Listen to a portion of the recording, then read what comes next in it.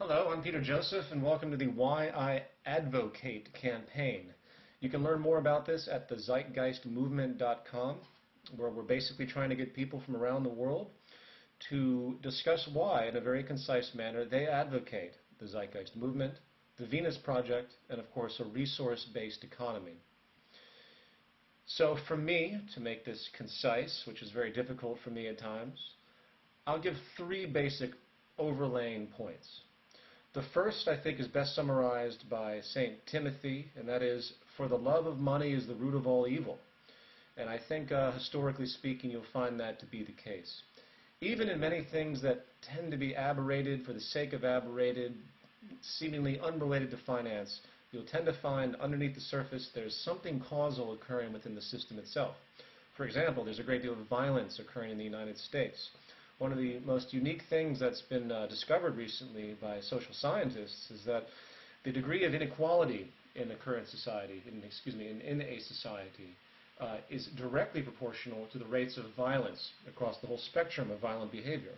So it's economic attributes that can relate to seemingly aberrated acts of violence, even random shootings and things of such. So these are important factors to take into account, and there's a lot of evidence regarding this information. The stress of this society is underlined, based economically, and it leads to all sorts of social distortions and neuroses, addictions, and problematic behaviors, not to mention physical illnesses and everything else. So the love of money is the root of all evil on multiple levels. Second point I would like to make is that, well, very simply, money isn't needed. Money's not necessary anymore. The values that we have permeating in this culture are distorted, and they generate more sickness than anything positive, more sickness than progress. People function essentially in two different capacities in the modern world. They're either parasites or they're prostitutes. Sorry to be blunt about it, but that is the firm reality across the entire spectrum, regardless of how you look at it.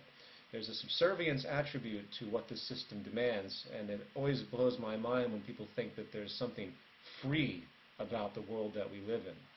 Freedom is not even a nuance of the system that we currently live in. It's not based on freedom whatsoever. If it was, it would be completely different, in fact, much closer to a resource-based economy. But that's an aside.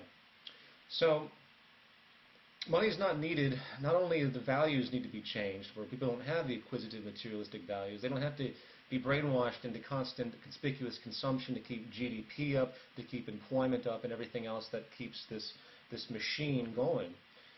Those can be resolved in a new system, and new values can be created, as they always have been throughout time. A second part to that, which I think is important to bring up, is that the efficiency that we're capable of doing, capable of having, the ability to create access abundance, the ability to take care of the basic needs of all the world's people, the ability to elevate our technology to levels that we probably can't even imagine, is intrinsically stifled by this very system because of the cost efficiency mechanisms and all of the profit attributes that make it virtually impossible for the best of anything to be created. We could raise society to the state of present-day knowledge, which, if you analyze today, we're probably about 100 years behind, to be perfectly frank. Maybe a little extreme on that note, maybe more to the effect of 60 years behind, but I think somewhere between 60 and 100 years behind is where we exist today. If we wanted to take modern knowledge and apply it towards renewable energies, production, and anything that we think is socially viable, you would see a cataclysmic change if that knowledge was simply applied and not hindered by the profit mechanism and the things that are required to make anything come to fruition in this culture. If you can't make money off something, it's not going to happen. And the world you see around you is the result of that. Third point, to cut off my possible long-winded tangents, the third point was very simple, the effect that the system's run its course. The entropy has kicked in. That's stated incorrectly. The system is breaking down, excuse me. And there's nothing that's going to stop that breakdown if the mechanisms of the monetary system are adhered to.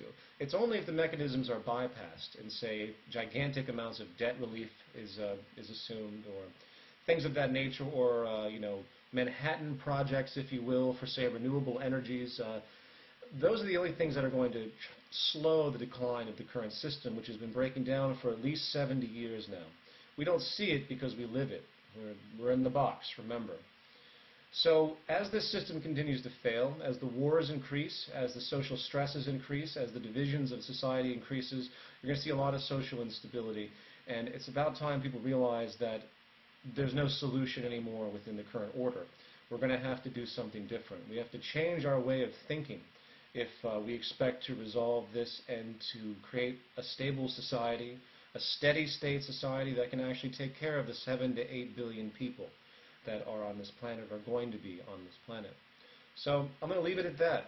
Loose distinctions, but I hope everyone will go to the zeitgeistmovement.com and look into those points. And thank you for your time, and I hope to see a flood of such testimonials from all of you in the near future. Thank you.